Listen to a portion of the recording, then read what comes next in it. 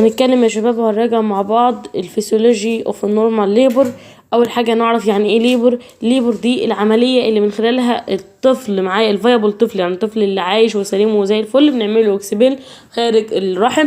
اول حاجه. تاني حاجه نعرف يعني ايه فيابيليتي نفسها بقى، دي الفرصه او التشينس بتاعت ان الطفل يعيش خارج الايه الرحم زي الفل. تعالى بعد كده هنعرف النورمال ليبر مالها، الولاده الطبيعيه، ايه الكرايتيريا والمعايير بتاعتها. المفروض ان هي بتكون عمليه كومبليت، لازم يخرج كل حاجه عندي بشكل سبونتينيوس لوحدها، مش ما ادتش حاجه للست دي عشان الجنين يخرج. عملت اكسبانشن للسنجل فايبل، يعني الطفل سنجل خلاص. عملنا ماتشور الفيتوس او الجنين، حصل له ماتيور او نضج معايا عند من 38 ل 42 اسبوع. تعرف ان اللي حصل له بريزنتد، واحنا عارفين يعني البرزنتيشن بتاعه نازل عن طريق الفيرتكس، وده شرحتها في العملي. وبعت لكم صوره عشان تعرفوا الفيرتكس اي جزء في الهيد اصلا، وبيكون من خلال البيرس كانال. بصوا الجزء ده كده مهم جدا جدا. ليه؟ عشان صح وغلط. ما يقولك دلوقتي ان النورمال ليبر بيكون الطفل بريزنتد باي البريتش، صح ولا غلط؟ حل بقى، فاهمين؟ فهي كده. طبعا برضو نعرف البرونجد ليبر. الولادة يا شباب ممكن تتعوق معايا اصلا. الليبر المفروض تبقى تستمر مور ذان اكتر من 18 ساعة. دي البرولونجد. خلاص، دي البرولونجد لما بتطول معايا. طبعا نعرف كل الانواع بتاعه الليبر يا شباب، يعني البرسبتيت، البرميتشور. خلاص، البرسبتيت المفروض ان هي بتقعد اقل من 3 ساعات. طب البرميتشور ده الطفل اللي هو اتولد قبل اوانه، اللي هو اصلا هنا الفيتس اكواير جستيشنال ايج رينج بين 21 37، واحنا هناك قلنا كام؟ طيب فانا بالنسبه لي هنا لا، نعرف نفرق بين الثلاث ولادات عشان مهمين جدا. الفيتال اتيتيود، وده هتفضل معاك، والفيتال لاي، والفيتال برزنتيشن، والفيتال بوزيشن، واللايتنينج. كل الديفينيشنز دي باذن الله جاي لك منهم واحد، فتكتب لي كده جاي لك منهم ديفينيشن، زائد هيجي لكم في الاورينتيشن وفي الامتياز. هيجي لكم بصوا يعني لا غنى عنه في التمريض عامه. فالفيتال اتيتيود انا هختصرها لك. دي يا شباب العلاقه بتاعت الطفل نفسه بنفسه، يعني الريليشن شيب بتاع الطفل بالفيتال بارتس بتاعت وانا نظر. يعني ايه؟ يعني انا دلوقتي بيقولك طبعا اني بتشيل مثلا الطفل عامل فريكشن، عامل اكستنشن، فهو علاقته بنفسه بالفيتال بارتس او الاجزاء بتاعته، بالجوينتس، بالمفاصل، بايده وهكذا. فاهمين؟ طبعا الفيتال لايت دي الرقده بتاعته، اللي هو اللونج اكسس على السباين بتاع الفيتس ده، تمام؟ على السباين بتاع المظر. فنركز سباين للفيتس وسباين بتاع المظر. خلاص. وطبعا تعرف ان احنا عندنا 2 برايمري، اللونجيتيودينال وده الموست كومن، والترانسفيرس. مهم جدا جدا جدا نعرفهم. الفيتال بريزنتيشن اللي هو نزل ازاي، البريزنتنج بارت بتاع الطفل نزل بقى ايه، البريزنتنج بتاعه كان فيرتكس، كان مش عارفه نازل مثلا بالبريتش، ان كان البريزنتيشن بتاعه كان ايه. الفيتال بوزيشن اللي هو البوزيشن بتاعه، اللي هو بالبريزنتنج بارت اوف الفيتس designated joint point of the maternal pelvis. فده الفيتال بوزيشن اللي هو البوزيشن بتاعه طبقا للبلفس بتاع الام. اللايتنينج ده ان هو تحس الطفل لم بيحصل طبعا لما الفيتال بينزل او بريزنتنج بارت بيجن تو ديسند انتو ماترنال بلفس. لما عارف انت لما بيحصل انجيجمنت ويقول لك راس الطفل او الطفل انحشر خلاص وحصل له انجيجمنت، فبيبدا يحصل اللايتنينج بقى. خلاص. الاتيتيود يعني كده، الاتيتيود طبعا ده فليكسد اهو، علاقته بجسمه ده اكستنشن. طبعا نعرف الفيتال بوزيشن ده الوضع بتاعه، المكان بوستيريور وانتيريور. طبعا ده مهم جدا جدا جدا للامتحان، فنركز قوي فيه. طبعا عندنا الفيتال لاي، هي وضعيته داخل الرحم لونجيتيودينال ولا ترانسفيرس. فبرضه ده مهم جدا. عندنا ايه تاني اللي عايزاكم تعرفوه؟ البروجسترون طبعا قالك ايه، بيكون نيوترال irritability او تاجل اللي بيحصل خلال الحمل عن طريق ان احنا بنعمل ايه، انكريز يوتراين كونتراكت. طبعا يا شباب لما الست بتبدا ان هي خلاص بقى وقت الولاده جه، فبيبدا طبعا الرحم ينقبض. طبعا ده مين اللي بيخليه ينقبض؟ طبعا كوزد باي الاستروجين. مهم جدا نعرف مين اللي السبب في ده. خلاص في النهايه بتاعت الفيو دايز بيفور الليبر، قبل الولاده، طبعا هي الست بتبقى حاسه بالم الولاده من قبلها بايه؟ بكام يوم اصلا. فبيحصل صدن ديكريس في مين؟ في مستوى البروجسترون. فنركز بالله عليك مين الهرمون اللي بيحصل له ديكريس ومين اللي بيحصل له انكريس. مهم جدا جدا يا شباب. لا قبل الولاده بكام يوم خلاص بيحصل ديكريس بشكل صدني لمستوى البروجسترون، تمام. وبيحصل زياده في مين؟ زياده في الاستروجين زي الفل، لان هو اللي هيساعدني على اليوتراين كونتراكتيليتي. الشباب صحصحوا معايا قوي. طيب مستوى زيادة بقى مستوى الاستروجين هيزود لي الاكسيتوسين، المستقبلات بتاعه الاكسيتوسين.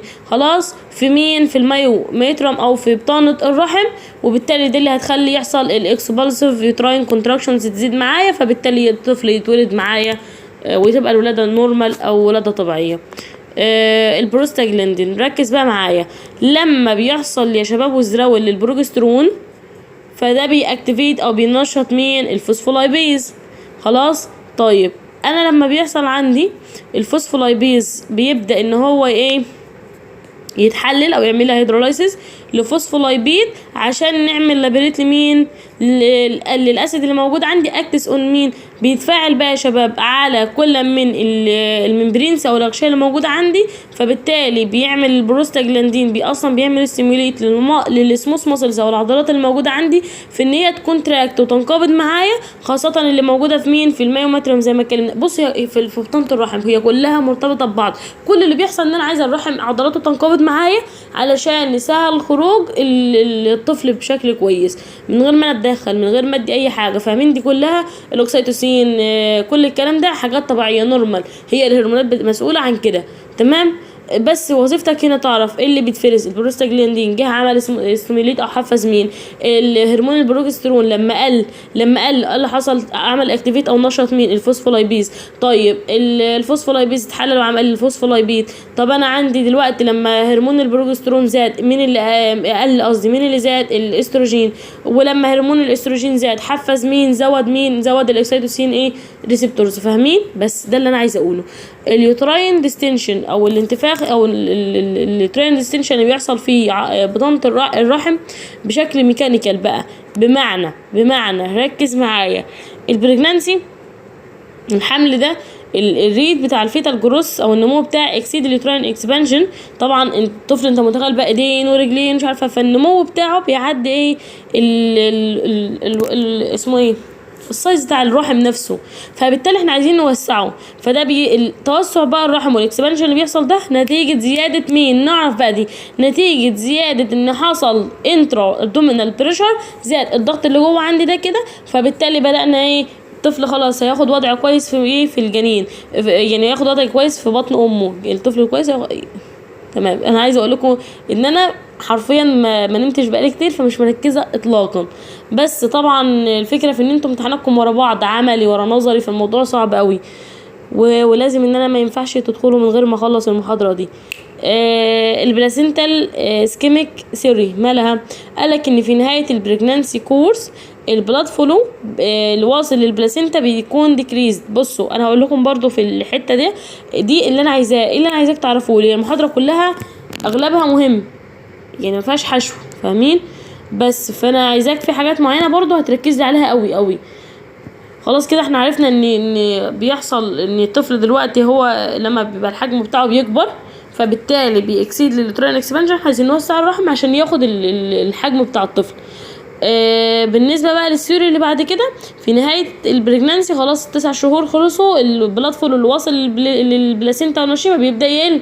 المفروض الطفل اصلا كبير، يعني المفروض محتاج بلاد كتير، فده نتيجه عنه لما هيقل هيحصل اسكيميا وهيحصل ديجنريشن في البلاسينتا. ما خلاص انا عايزه عشان تنزل معايا، انتوا فاهمين؟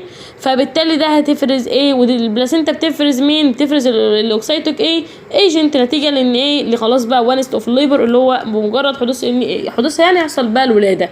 فاهمين؟ تاني الحته دي بالله عليكم، في نهايه ال8 شهور بتبدا الدم الواصل للبلاسينتا يقل، فيحصل اسكيميا ويحصل ديجنريشن ظهر في البلاسينتا، وبالتالي هيسكريت للاوكسيتيك ايجنت، وبالتالي ينتج عنه خلاص وانس اوف الليبر والولاده.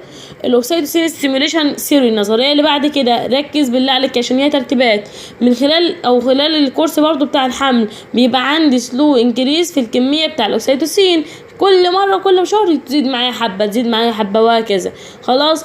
and the level والمستوى increases during labor and peaks in the second stage. المستوى بقى بتاعه لو جه قال لك مستوى الاوكسيتوسين بيوصل للبيك بتاعته اعلى حاجه في امتى؟ في السكند ستيج اوف الليبر، في السكند ستيج اوف الليبر. واحنا لسه عارفين ان احنا عندنا الليبر مراحل، تمام؟ فانا لا، في المرحله الثانيه من الليبر خلاص بيبدا يوصل لاعلى حاجه، لكن هو كان كده طول الحمل بيزيد معاه ايه بس بشكل سلو يعني. خلاص. الاوكسيتوسين بينكرج مين؟ جاي عشان يشجع الانقباضات قلناها فوق. ايوه كده، خليك مصحصح معايا. طيب عن طريق مين؟ الليفلز بتاع مين؟ الكالسيوم. طب انا عندي الاوكسيتوسين بيكون دبل للاكشن في اليوترس بتاعه، لما يوصل لدبل الاكشن بتاعه فبالتالي هيؤدي ان احنا كونتراكشن في المايو ماتيريال او في العضلات بتاعه الرحم، في الطبقه بتاعه بطانه الرحم، وستيموليت لمين؟ للبروستاجلاندين ان هو يريليز ويتفرز. شباب ركزوا عشان نعرف مين بيخلي مين يتفرز. ايه الفاكتورز اللي هتأفكت على الولاده يا شباب؟ اول حاجه اللاي بتاعه الطفل والاتيتيود والبوزيشن والسايز بتاع الراس بتاعته، كل ده هيأثر معايا على الولاده. لو راسه بالله عليك لو راسه كبيره الولاده هتبقى صعبه ولا سهله؟ هي كده. البيرث كانال بصوا كل ده انا مش هتكلم فيه عشان انتوا كده ايه هتبقوا عارفينه يعني. الوانست اوف الليبرز دايجنوزد باي عن طريق بقى مين؟ الشو اللي هو مينز الاكسبالجن، عن طريق ان انا بتطلع كل الميوكس اللي موجوده. خلاص. وذ البلاد طبعا، والبلاد هنا بيكون بسبب الريباتشر، حصل تمزق في بعض الاوعيه الصغيره او الفيزلز اللي معايا نتيجه للسيباريشن، حصل انفصال طبعا، تمام، داخل الايه الرحم. وترو ليبر بين طبعا عندنا ولد اسمه ايه ألم الولادة الطبيعي، احنا عندنا الفولس ليبر بين لا الترو، واحنا طبعا لسه هنقارن وهقول لك ايه الفرق بين الاثنين، والفرق ده مهم جدا يا شباب قوي. الترو ليبر بين طبعا ده الانقباضات بتفضل مستمرة خلاص وبتبقى شديدة. خلاص تعالى بس هنقارن اهو. عندنا هنا الديفرنس بقى بين الاثنين. السايد طبعا ده بيبقى موجود في منطقة الابدومينال واسفل الايه والورا الباك، لكن ده في البطن بس ألم في البطن عادي. الرسم ده منتظم، لكن ده يعني ايه متقطع، اللي هو ممكن يروح ويقعد مثلا ربع ساعة وبعدين يجي تاني، لا لكن ده على طول على طول. ده بيزيد لكن ده مفيش زيادة، ده ممكن ماشي على نمط معين. ده موجود الألم مستمر اللي معايا، لكن ده يعني القوة بتاعت الألم نفسه هنا والمدة بتزيد، لكن ده لا. خلاص. ده ابسنت هنا برضو. هنا السيرفيكال دايليتيشن بروجريسيف على طول، خلاص انت لازم عنق الرحم يبدا يتفتح معاه عشان الطفل هينزل استعدادا للولاده حقيقيه، لكن ده لا.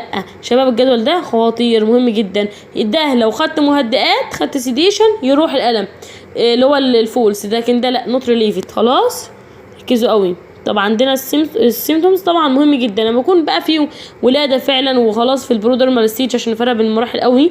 ركز، هتلاقي لايتنينج اهم حاجه، اسهال، نوزا، فومتنج، حاجات طبيعيه انتوا عارفينها وبتسمعوا ان الست حامل تقريبا بتبدا يعني بتتقال قدامكم على طول. طبيعه اليوتراين كونتراكشن القوادات اللي بتحصل طبعا احنا عندنا 3 فيزيس بنقسمها ل 3 فيزيس. طبعا اول حاجه لما بيبدا الضغط يبقى جوه فبيبدا ستارت تو انكريز. بعد كده لما بيبقى عندي مثلا ايه بيبقى بقى الضغط بتاعي بقى وصل للماكسيمال بتاعه مش عالي قوي. بعد كده في اخر مرحله بيبقى عندي ايه في الانترا بريشر بيديكريز قل خالص. فاهمين؟ ناخدها مراحل. هو انكريز بعد كده يبدا ماكسيمال بعد كده يبقى عندي وصل ايه بدا يقل. خلاص. طب انا عندي بعد كده يا شباب بالنسبه للبين received when the intrauterine pressure is about حوالي كام نعرفها من 20 ل 25. دي مهمه جدا. خلاص. طيب نعرف الرقم احتياطي يعني. بعد كده عايزاك تعرف ليه تاني uterine contraction has important rules that include السيرفكس طبعا لازم تطيليت وتتفتح معايا. الفيتوس لازم يحصل له انجيجمنت. البلاسينتا لازم يحصل لها اكسبل لبره وتحصل لها سيباريت وتنفصل معايا. اليوترس الرحم لازم يجين اتس نورمال ماسل تون، خلاص يرجع للطبيعي بتاعه للماسل تون بتاعته الطبيعيه. اليوتراين كونتراكشن طبعا ريست اوف اليوتراين ماسلز، طبعا رايح باقي عضلات الرحم وهكذا. كل ده بالنسبه لي تمام، مش عايزه منه حاجه. ريدوسنج انترا، بص اقول لك اللي انا عايزاه من الحته دي دلوقتي تاني. وين ديسكرايبنج ترين كونتراكشن، اعرف لي بس المده. دي بتبقى ميجرد من ايه، من بدايه ايه ونهايه ايه. الانتنسيتي الشده بتاعته من 30 ل55. الفريكوانسي عدد المرات كام بين بداية الوان كونتراكشن لبداية النيكست وان. فركز لي بالله عليك ايه الفرق بين الفريكوانسي والديوريشن. الديوريشن المدة، فانا بقيس من بداية لنهاية، من بداية لنهاية. لكن الفريكوانسي انا بقيس من بداية نبض او انقباضة واحدة لبداية الانقباضة اللي بعدها. فاهم ازاي؟ بس ركزوا قوي قوي قوي. طيب الستيجز بقى بتاعة الليبر مهمة جدا.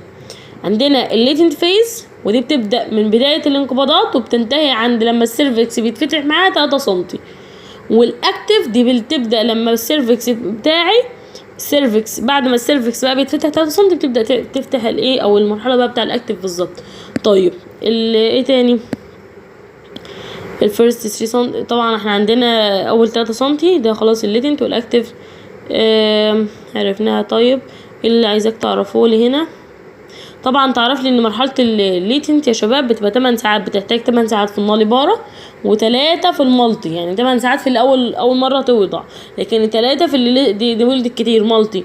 الاكتف طبعا دي بتكون اكتف بروسيس اوف سيرفيكال خلاص اتفتح معايا النورمال ريت بتاعه بيكون 1 سم لكل ساعه. فمهم جدا برضو نعرف النورمال. طبعا عندنا حاجه تانية عايزك تعرفها لي، الفيزيس بتاع الفيرست ستيج. تعرف بس في ليتنت من 1 ل3، هنا من 4 خلاص. فالجدول ده مهم جدا. تعرف لي طبعا تصرفات الماتيرنال. تعرف لي هنا هتلاقيها كومفورتابل عادي خلاص، هتلاقيها خايفه كوابريتيف متعاونه، تقول لها خدي نفس هتاخد مش عارفه اعملي كده. لكن هنا لا، هتلاقي انت خلاص بدات تتعب مش متعاونه معاك واريتابل وهكذا. فاهمين؟ برضو ده هسيبه لكم، مهم جدا نعرفه.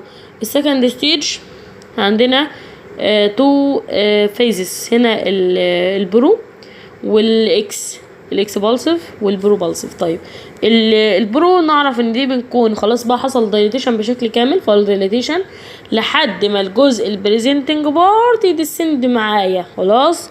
اما الاكس دي بتكون ايه، مش الاكس بتاعك اللي انت سبته ولا الاكس بتاعك اللي انت سبتيه العبط ده، لا، الاكس اللي هنا عشان الامتحان هينفخكم، ركزوا قوي. الاكس هنا يا شباب ده بيكون لان ايه، من اول الوقت اللي بيكون فيه حصل ان الماتيرنال خلاص بقى ايه، ببقى عندها الرغبه ان هي تبير داون للطفل لحد ما الطفل هيديليفرد فعلا. يعني خلاص بقى هي الاحساس ان هي هينزل وبيجي نازل، فاهمين؟ لحد ما خلاص بيحصل له ديليفرد بشكل طبيعي. طيب الافريج بقى بالنسبه للبرايمي بالنسبه طبعا وقت الولاده بالنسبه لاول مره توضع من 40 ل60، الثانيه تلت ساعه وبتخلص نفسها على طول. الساينس انا هسيبكم تعرفوها. هتلاقوا طبعا عايزه تدخل حمام ديفيكيت على طول ومش عارفه فريكوانسي والديوريشن بتاع اليوتران كونتراكشنز بتزيد وهكذا. المهم الميكانيزم الانجيجمنت يعني ايه ديسنتو، يعني ايه؟ بصوا كل ده مهمين جدا. طبعا اكستنشن حصل عارف انت اللي هو الطفل بقى ايه، اقول لكم ازاي. بصوا اول حاجه كانجيجمنت خلاص الطفل نزل، حصل له البريزنتنج بارت نزل في البلفيك. الديسنت هو ايه، عشان بس عايزه افرق لكم، هو داون وارد موفمنت للفيتال هيد، اعرفها لي كده. زياده الفليكشن ده نتيجه لان الراس دخلت في البلفس، بس من اول مجرد ما عرفت لي كده. الانترنال روتيشن ده معناها انتيريور روتيشن، حركه كده بتحصل معايا بشكل امامي للاوكسيبت بتاع الطفل من راسه، تمام. الاكستنشال ده عندي السب اوكسيبيتال بتاعته والمنطقه دي هانج لمين، اتعلقت جوه السمفيسيس بيوبس او العانه. عشان كده قلت لك تعالى نجيبهم من فوق عشان تركز الاكستنشن والفليكشن والانترنال روتيشن. ايه الفرق بينهم؟ الاكسترنال روتيشن ده الروتيشن بتاع الاوكسيبت اللي هو ايه، نزلت عمل زي التمن كده سيركل في السيم دايركشن في نفس الاتجاه بتاعي. طب انا عندي الدليفري بتاع الشولدرز اللي هو بقى ايه، الطفل لو مولود بالشولدر او الجسم بتاعه يعني. بصوا ده انجيجمنت وديسنت ونازل فريكشن لانه فعلا منطوي على بعض اهو. ده انترنال روتيشن. بصوا دي الصور عشان نختصر الوقت. طب انا عندي ايه تاني؟ تو فيزيس. اخر حاجه بقى الثيرد ستيج الليبر بيحصل فيها اتنين. بص انت لازم تعرف لي كل مرحله ايه اللي الفيزيس اللي فيها. لا دي مرحله السيباريشن. خلاص حصل انفصال وحصل اكسبالجن، طلعنا كل الاغشيه وعرفنا نعرف ان احنا عندنا الوقت بتاعها كام. خلاص ربع ساعه. مهم جدا يا شباب يعني بامانه. طبعا نعرف ايه البريسنت ستارت سيباريشن بشكل. بصوا الجدول ده برضو هسيبكم تقراوه. عندنا ايه تاني؟ الساينس بتاع البلاسينتا سيباريشن. طبعا بيطلع دم من الفاجينا. طب برضو ده مش يعني هيبقى معروف. الفورست ستيج يا شباب بقى دي خلاص بتبقى من 3 ل 4 ساعات بعد الولاده. خلاص كل حاجه طلعناها. بنبقى بس احنا عايزين الفتره بتاعت ان احنا نتاكد ان الام معانا والطفل استابل والحاله ستيبل والدنيا تمام مفيش اي مشكله ولا للطفل ولا للام. وطبعا جمع لك هنا كل اللي احنا قلناه فوق في جدول حلو قوي قوي تبص عليه قبل ما تدخل الامتحان عشان حلو مهم للامتحان. نيجي للمانجمنت يا شباب. نعرف ايه في المانجمنت؟ النورمال الليبر خلاص احنا عرفنا ان هي سبونتينيوس ايه اكسبالجر للطفل. وعندنا فيرست وسكند وثيرد وفورث ايه ستيجز. تعرف لي بدايه ونهايه كل واحده يا شباب. لازم لازم لازم والمده بتاعتها عشان هنفخكم لو يعني النسا والله حلوه ليه؟ اصل هي رغم ان صعوبتها بس هي بتتفهم بمعنى ان انا بقى بتطبقها على حد فبتقدر تشوفها. مش حاجات ايه غير واقعيه مش زي الباي والحاجات اللي انا ما كنتش بتحبها في اولى دي. فاهمين؟ ولا مايكروس. انا ما شفتش بكتيريا ما شفتش مش عارفه ايه. لكن هنا حاجات انت واقعيه فعليه. وبالنسبه للبنات ده كده هتجربوها على جسمكم. وبالنسبه للشباب انتوا كده هتقابلوها مع زوجاتكم في المستقبل القريب ان شاء الله يعني. اسيستد ايه ديليفري اوف الفورسيبس. طبعا ده تمام. استخدامك للفورسيبس او الفنتوز عشان اعمل سبيد يعني تسريع لمرحله الولاده وموف اب وحرك الطفل وهكذا. طبعا ده انتوا عارفينه. ابطال الجمهوريه الليزوتومي يا شباب والسيسيريان سيكشن والابزيتومي مهم جدا جدا كمان مره جدا نفرق بينهم قوي. طبعا احنا خلاص اتكلمنا على الاكسيتوسين فوق وعرفنا ان هو بيستيموليت لايه وهو موجود عشان يحفز على عضلات الرحم انها تنقبض. كل الكلام ده احنا قلناه. المحاضرات مرتبطه ببعض قوي ومهمه يعني مهمه ان هي بتسهل عليك رغم ان هي عشان مرتبطه فالدنيا حلوه. ايه تاني؟ النيرسينج كير. طبعا هنا الجزء ده هيجيب لك فيه بس ترو اور فولس. يقول لك المفروض النيرس بتعمل كذا ومفروض ان سيف انفيرمنت المظهر والبرس فتبقى حاجات كلها عاديه. والنيرس المفروض ان هي بتبدا تيفالويت وتقيم النيرس والفيتس اول ما بتدخل وتعمل اجراءات الدخول ومش عارفه والكلام ده كله عدى عليكم كتير يعني فانتوا خلاص. طبعا احنا عندنا الاسسمنت اول ما بتدخل معايا بتبقى عندنا اسسمنت انيشال اول ما بتدخل وانجوينج لو احنا مستمرين في الاجراءات كل شويه بنعمل لها كذا وكذا. فبس معلش اعرف لي هنا في الانيشال ايه اللي بيحصل. خلاص بنطلب منها حاجات ايه حاجات خاصه بالسيرجيكال والاوبستاتريك ونشوف هي ولدت قبل كده ولا لا والكلام ده كله. وبنعرف ال ام بي والاي دي دي. طبعا هبعت لكم فيديو ازاي تحسبوا الاي دي دي يا شباب. وعندنا هسيبه لكم في الوصف بتاع الفيديو ده بالنسبه للاي دي دي. كنت شرحها بطريقه حلوه قوي قوي قوي يعني. عندنا الهيستوري في السنتر في الكورنت الليبر الولاده الحاليه نعمل تقييم. بص كل المحاضره دي بشوف المونيتور للفيتال ساينس المفروض بقى بتقيس التمبريتشر كل كام ساعه. فده سؤال حلو خلاص يعني لو هم عايزين يقيسوا نسبه الذاكره بتاعتك. ضغط الدم والحاجات دي بقيسها كل كام ساعه كل 4 ساعات. طب ده بص ده سؤال جه السنه اللي فاتت على فكره فركزوا والله مش بهزر مهم جدا. بتطلع بقى هي كانت كل 4 ساعات ولا كل مش عارفه كام. لا ركز خلاص. طب انت عندك اللوكال اكزامينيشن بعمل فحص اشوف برضو في الفيرست مانوفر والسكند. احنا خدنا الحاجات دي في العمل وشرحتها تمام. بعمل ايه اكزامينيشن لمنطقه الفالفا كلها. اشوف اللون والاودر والريحه اللي موجوده. الفاجينال اكزامينيشن برضو خلاص. الكونتراكشن اللي بتحصل الفاجينال اكزامينيشن والفحص نيت كل ده تمام. مش عايزه حاجه من هنا. المحاضره دي تافهه والله تافهه. لايك طبعا هنا بيقول لك ايه. طبعا هنا جمع لك الحاجات. انا بقيس في الليتنت فيز بقيس الفيتال ساينس كل قد ايه، فده برضو الجدول ده مهم حفظ، وانا الفكره في ان انا مش هعرف اساعدك فيه، فاهمين؟ للاسف ان هو حفظ عليك وحفظ عايز تسهل على نفسك، حل عليك كتير هيثبت معاك. مونيتورنج للفيتال، وانا هبعت لكم ليه شويه اسئله حلوه ان شاء الله. مونيتور للفيتال، هايبوكس اساس للنورماليتي، تمام كل ده تمام، مش عايزه منه حاجه برضو، ده خلاص عرفناه فوق.